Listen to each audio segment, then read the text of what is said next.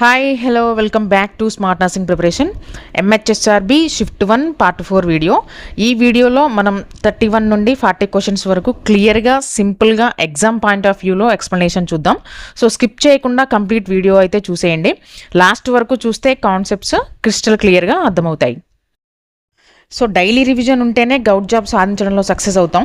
ఇలాంటి మరిన్ని consistent MCQs కోసం మన ఛానల్ని అయితే సబ్స్క్రైబ్ చేసి పెట్టుకోండి. ముందు ఫ్యూచర్లో ఇలాంటి వీడియోస్ నర్సింగ్ ఆస్పిరెంట్స్ కోసం అయితే చేయడానికి ట్రై చేస్తాను. So please do subscribe. Okay, let's start with question number 31. A school boy complains that distant objects look blurry, but he can see near objects clearly. The boy's vision problem can be diagnosed as. ఒక school bye ఇలా complaint చేస్తున్నాడు. అతనికి దూరంగా ఉన్న వస్తువులు బ్లర్గా కనిపిస్తున్నాయి, కానీ దగ్గరగా ఉన్న వస్తువులు క్లియర్గా కనిపిస్తున్నాయి. సో ఈ అబ్బాయికి ఉన్న విజన్ ప్రాబ్లమ్ని ఏమని నిర్ధారించాలి? Option A, presbyopia. ప్రెస్బయోపియా అనేది ఏజ్ రిలేటెడ్ కండిషన్.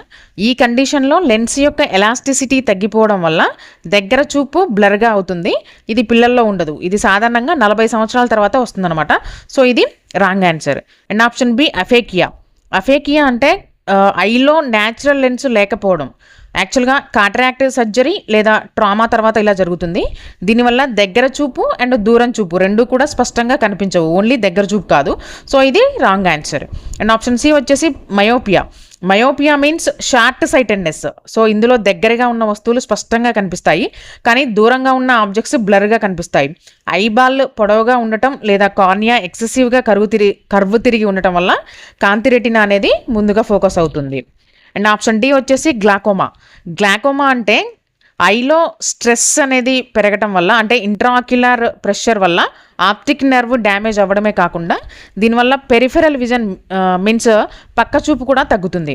సో దీనివల్ల స్పెసిఫిక్గా దూరంగా ఉన్న వస్తువులు బ్లర్ అవ్వడమే కాకుండా ఆప్టిక్ నర్వ్ డ్యామేజ్ అండ్ పక్క చూపు కూడా తగ్గుతుంది. సో ఇది రాంగ్ ఆన్సర్.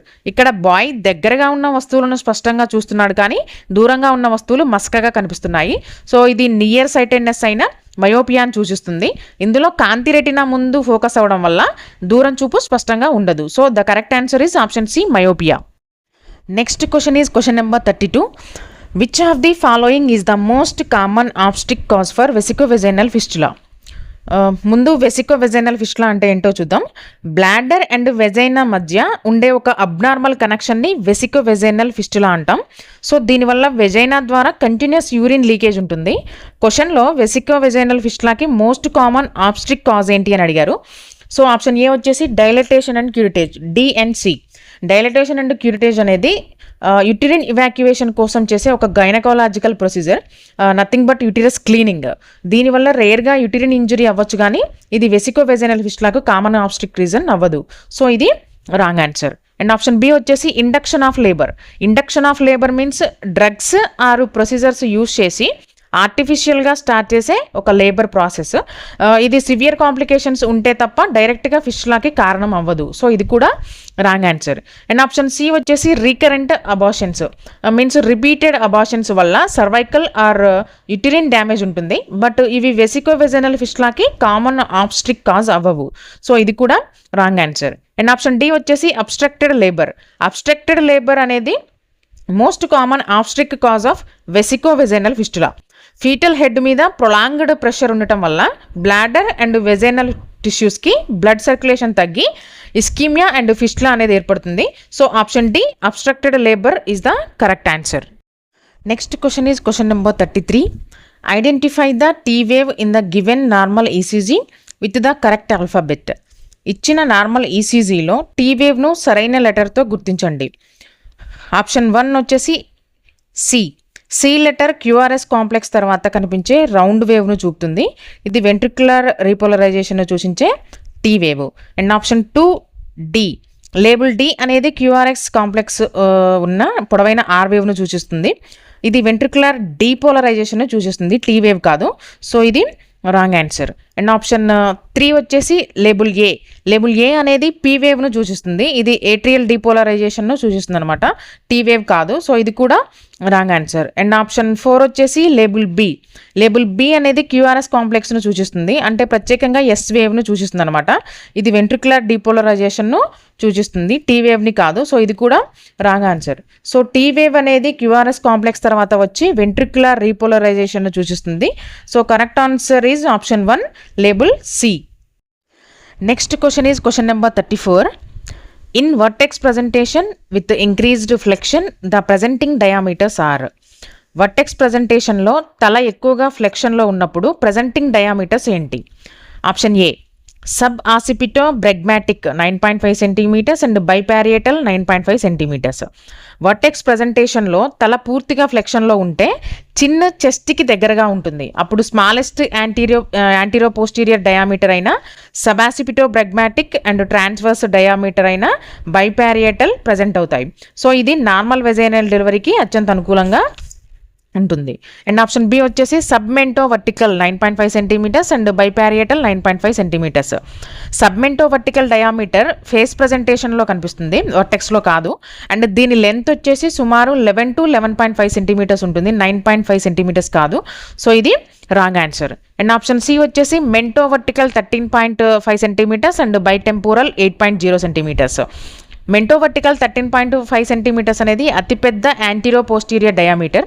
ఇది బ్రో ప్రజెంటేషన్లో ఉంటుంది, మంచి ఫ్లెక్షన్ ఉన్న వర్టెక్స్ ప్రజెంటేషన్లో ఇది ఉండదు. సో ఇది wrong answer. And option D వచ్చేసి sub occipito bregmatic 9.5 centimetres and bitemporal 8.0 centimetres. Sub occipito bregmatic 9.5 centimetres అనేది కరెక్టే, బట్ ట్రాన్స్వర్స్ డయామీటర్ బైపారియేటల్ అనేది 9.5 సెంటీమీటర్స్ ఉండాలి అండ్ బైటెంపోరల్ 8 సెంటీమీటర్స్ కాదు. సో అందుకే ఈ ఆప్షన్ రాంగ్. వర్టెక్స్ ప్రజెంటేషన్లో తల ఎక్కువగా ఫ్లెక్షన్ ఉన్నప్పుడు చిన్న చెస్ట్కి దగ్గరగా వచ్చి స్మాల్ డయామీటర్స్ ప్రజెంట్ అవుతాయి, అందువల్ల suboccipito bregmatic 9.5 centimetres and biparietal 9.5 centimetres diameters birth కెనాల్లో ప్రవేశిస్తాయి. సో ఇవే నార్మల్ డెలివరీకి అత్యంత అనుకూలమైన presenting diameters. So the correct answer is option A suboccipito bregmatic 9.5 centimetres and biparietal 9.5 centimetres. Next question is question number 35.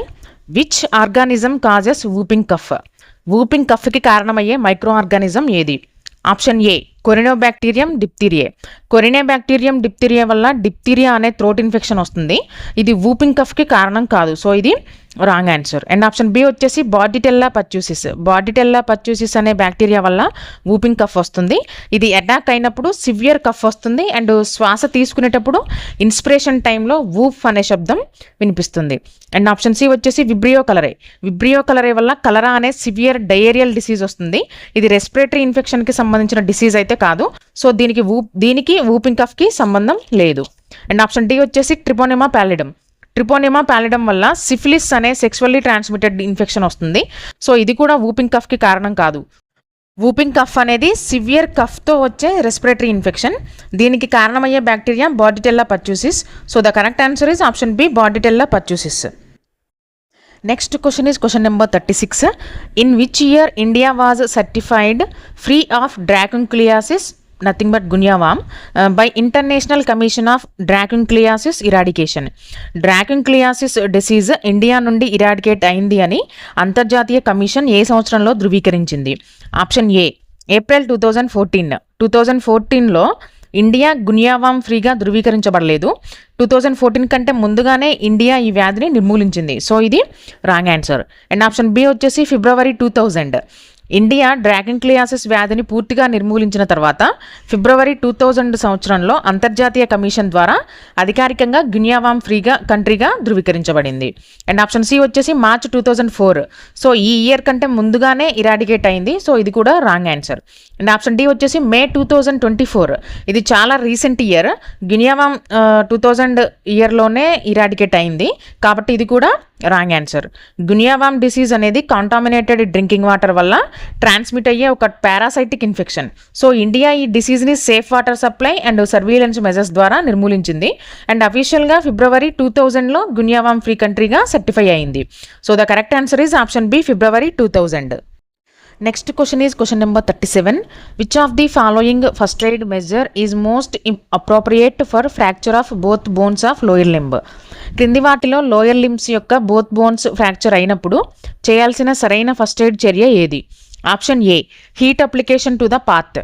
Fracture అయిన వెంటనే heat apply చేయడం మంచిది కాదు. ఇది బ్లడ్ ఫ్లోని పెంచి స్వెల్లింగ్ అండ్ పెయిన్ని మరింత పెంచుతుంది. సో ఇది wrong answer. And option B వచ్చేసి cold application to the part. Cold application స్వెల్లింగ్ని తగ్గిస్తుంది, బట్ ఫ్రాక్చర్ అయిన బోన్స్ని స్టెబిలైజ్ చేయదు. సో ఇది ప్రైమరీ ఫస్ట్ ఎయిడ్ కాదు. అండ్ ఆప్షన్ సి వచ్చేసి immobilisation of the entire limb with splint. ఫ్రాక్చర్లో అత్యంత ముఖ్యమైన ఫస్ట్ ఎయిడ్ స్ప్లింట్తో మొత్తం లింబును కదలకుండా చేయడం. ఇది బ్రోకెన్ బోన్స్ యొక్క మూవ్మెంట్స్ని ప్రివెంట్ చేసి పెయిన్, బ్లీడింగ్ అండ్ టిష్యూ డ్యామేజ్ని తగ్గిస్తుంది. అండ్ ఆప్షన్ డి వచ్చేసి alternate heat and cold application to the part. Alternate heat and cold అప్లికేషన్ను మజిల్ ఇంజురీస్ లేదా క్రానిక్ పెయిన్ ఉంటే యూజ్ చేస్తారు. బట్ ఫ్రాక్చర్ అయిన తర్వాత ముందుగా చేయవలసిన first aid broken bones move అవ్వకుండా స్టెబిలైజ్ చేయడం. సో ఇది రాంగ్ ఆన్సర్. లోయర్ లిమ్స్ యొక్క బోత్ బోన్స్ ఫ్రాక్చర్ అయినప్పుడు ముఖ్యంగా ఫస్ట్ ప్రియారిటీగా చేయాల్సిన ఫస్ట్ ఎయిడ్ స్ప్లింట్స్తో మొత్తం లింబును కదలకుండా ఉంచడం. ఇది బోన్స్ మూవ్ అవ్వకుండా చేసి నొప్పిని తగ్గించి ఫర్దర్ ఇంజురీస్ అవ్వకుండా అడ్డుకుంటుంది. So the correct answer is option C, immobilization of the entire limb with splint. Next question is question number 38. The nurse is assessing a client's surgical incision for signs of infection. Which finding by the nurse is interpreted as a normal finding. Surgical incision జరిగిన ఏరియాలో infection లక్షణాలు ఏమైనా ఉన్నాయా అని nurse అంచనా వేస్తుంది. So క్రింది వాటిలో ఏది నార్మల్ ఫైండింగ్గా పరిగణించబడుతుంది? Option A red hot skin. Incision జరిగిన ఏరియాలో చుట్టూ రెడ్గా వేడిగా ఉండటం అనేది ఇన్ఫ్లమేషన్ లేదా ఇన్ఫెక్షన్కి సూచన. మనకి కావాల్సింది నార్మల్ ఫైండింగ్ కాబట్టి ఇది wrong answer. And option B వచ్చేసి purulent drainage. Purulent drainage means pus discharge, wound నుండి పస్సు రావడం. ఇది వూండ్ ఇన్ఫెక్షన్ ఉందని చెప్పడానికి క్లియర్ సైన్. సో ఇది కూడా నార్మల్ ఫైండింగ్ కాదు. అండ్ ఆప్షన్ సి వచ్చేసి వామ్ టెండర్ స్కిన్. ఇన్సిజన్ ఏరియాలో వేడి, నొప్పి ఉండటం అనేది ఇన్ఫ్లమేషన్ లేదా ఇన్ఫెక్షన్కి సూచన. సో ఇది కూడా wrong answer. And option D వచ్చేసి serous drainage. Serous drainage means clear and watery fluid. ఇది వూండ్ హీల్ అవుతున్నప్పుడు కనిపించే సాధారణ లక్షణం.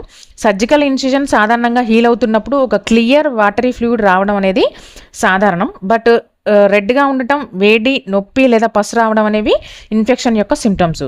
So the correct answer is option D, serous drainage. Next question is question number 39. Neologism and word salad come under abnormal thought processes. They are typically found in. Neologism and word salad అనేవి abnormal thought ప్రాసెస్లో వస్తాయి. ఇవి సాధారణంగా ఏ వ్యాధిలో కనిపిస్తాయి? Option A వచ్చేసి schizophrenia. Schizophrenia అనేది ఒక severe psychotic disorder. ఇది వ్యక్తి యొక్క థాట్, పర్సెప్షన్ అండ్ స్పీచ్ మీద ప్రభావం చూపుతుంది. నియోలాగిజం అంటే కొత్త అర్థం లేని పదాలను సృష్టించడం. అండ్ వర్డ్ సలాడ్ మీన్స్ ఇందులో డిసార్గనైజ్డ్ స్పీచ్ అనేది ఉంటుంది. ఇవి స్కిజోఫ్రీనియాలో కనిపించే సాధారణ లక్షణాలు. అండ్ ఆప్షన్ బి వచ్చేసి neurosis. Neurosis includes anxiety disorders, OCD and phobias. But ఇందులో థాట్ ప్రాసెస్ లాజికల్గా ఉంటుంది. ఈ కండిషన్లో నియోలాగిజం, వర్డ్ సలాడ్ కనిపించవు కాబట్టి ఇది wrong answer. And option C వచ్చేసి న్యూరోబ్లాస్టోమా. న్యూరోబ్లాస్టోమా అనేది పిల్లల్లో వచ్చే ఒక నర్వ్ టిష్యూ క్యాన్సర్.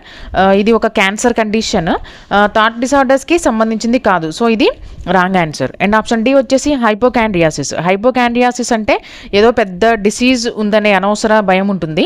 ఈ కండిషన్లో ఆలోచనలు హెల్త్పై మాత్రమే ఫోకస్డ్గా ఉంటాయి, కానీ స్పీచ్ డిసార్గనైజ్డ్గా ఉండదు. సో ఇది కూడా wrong answer. Neologism and word salad లాంటి థాట్ డిసార్డర్స్ సాధారణంగా స్కిజోఫ్రీనియాలో కనిపిస్తాయి. So the correct answer is option A, schizophrenia. Next question is question number 40. While assessing an unconscious client, the nurse finds no eye opening, no verbal response and no motor response. What score should be allotted according to Glasgow Coma Scale? ఒక unconscious పేషెంట్ని assess చేస్తున్నప్పుడు అతనిలో eye opening లేదు, verbal response లేదు and moments కూడా లేవు. So Glasgow coma scale ప్రకారం ఎంత స్కోర్ ఇవ్వాలి? ఆప్షన్ ఏ వచ్చేసి జీసీఎస్ స్కోర్ 3. జీసీఎస్లో 3 కాంపోనెంట్స్ ఉంటాయి. ఐ ఓపెనింగ్ వచ్చేసి minimum score 1, verbal response minimum score 1, motor response minimum score 1. ఈ 3 కాంపోనెంట్స్లో ఎటువంటి రెస్పాన్స్ లేకపోతే ఐ ఓపెనింగ్ వచ్చేసి 1 plus verbal response 1 plus motor response 1 equals to 3 అవుతుంది. ఇది lowest possible GCS score. And option B వచ్చేసి GCS score 0. GCS స్కోర్లో 0 అనే score ఉండదు. ప్రతి కాంపోనెంట్కి కనీసం 1 స్కోర్ ఇవ్వాలి. సో టోటల్ స్కోర్ మినిమం 3 అవుతుంది. So this is a wrong answer. And option C వచ్చేసి జీసీఎస్ స్కోర్ 1 స్కోరు మొత్తం జీసీఎస్గా రావడం సాధ్యం కాదు. ఒక్కొక్క కాంపోనెంట్కి 1 స్కోర్ ఇవ్వచ్చు, కానీ టోటల్ స్కోరు 1 కాదు. సో ఇది wrong answer. And option D వచ్చేసి జీసీఎస్ స్కోర్ 2. జీసీఎస్లో మినిమం స్కోరు 3 కాబట్టి 2 అనే స్కోర్ ఇవ్వడం తప్పు. No eye, no verbal, no motor response equals to GCS 3. ఇదే lowest score. So the correct answer is option A, GCS score 3. So ఇవాల్టి part 4 వీడియోలో 31 to 40 questions అయితే కంప్లీట్ చేసాం. వీడియో యూజ్ఫుల్ అనిపిస్తే లైక్ కొట్టండి, మీ ఫ్రెండ్స్కి కూడా షేర్ చేయండి. ఇలాంటి మరిన్ని exam oriented previous year questions explanations కోసం ఛానల్ని సబ్స్క్రైబ్ చేసి బెల్ ఐకాన్ను ప్రెస్ చేయడం మర్చిపోకండి. అండ్ నెక్స్ట్ పార్ట్లో మరిన్ని ఇంట్రెస్టింగ్ క్వశ్చన్స్తో మళ్ళీ కలుద్దాం. Until then keep studying, keep revising and keep moving towards your dream nursing officer job. So part 1, part 2, part 3 videos కూడా చూడని వాళ్ళు ఎవరైనా ఉంటే కింద డిస్క్రిప్షన్లో లింక్ ప్రొవైడ్ చేస్తున్నాను, చూసేయండి. Thank you.